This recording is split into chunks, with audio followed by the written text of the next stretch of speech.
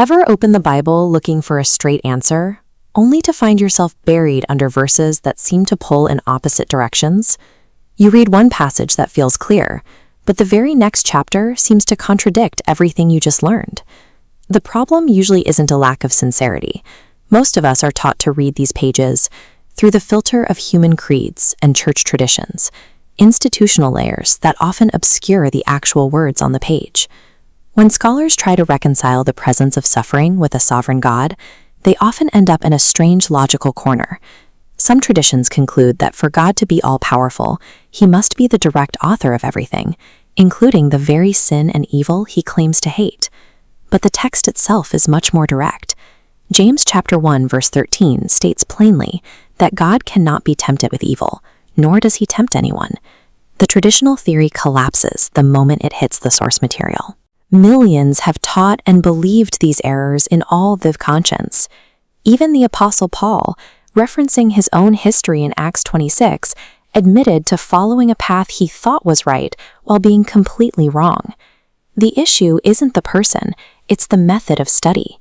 To find the truth, we have to set aside the contradictory noise of tradition. We need a way to look at the Bible that respects its internal logic and uncovers its actual, consistent design.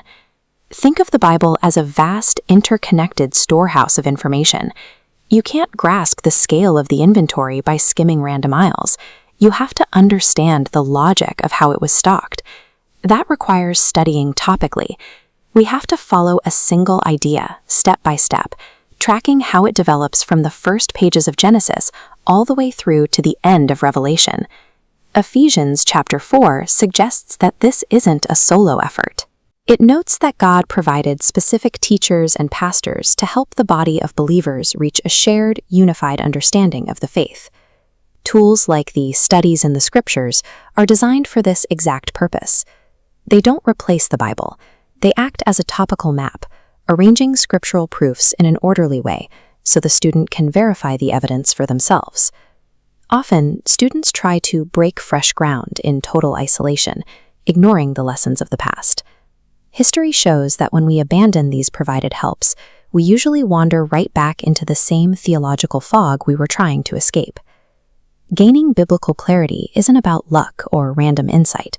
It's a guided, structured process that relies on utilizing the specific tools provided to make sense of the whole. Let's put this topical method to work on one of the most misunderstood subjects in religion, the actual penalty for sin.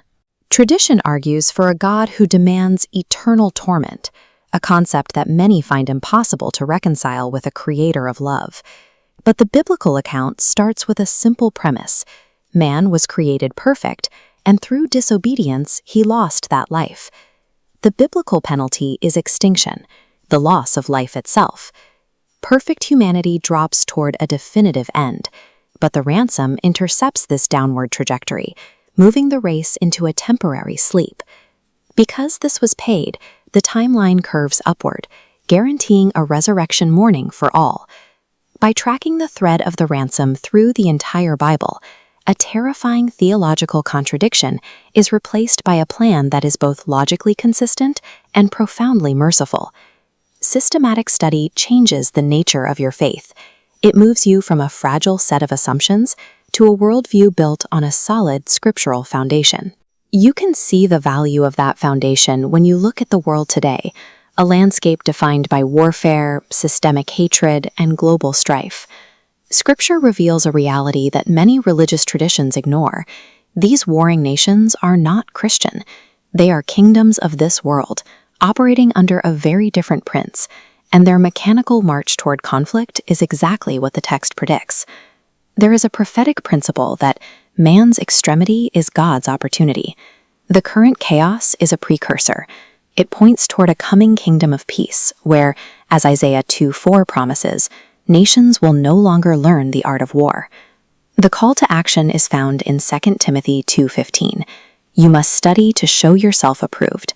Use the helps provided, follow the topical lines, and prove every conclusion by the text itself. If you approach these pages with a meek heart, the noise of tradition fades away. What's left is a breathtaking, harmonious plan that has been waiting to be seen all along. Thanks for watching. Would you like to know more? Like, comment, and subscribe. And don't forget to share this with your friends. And may God bless you.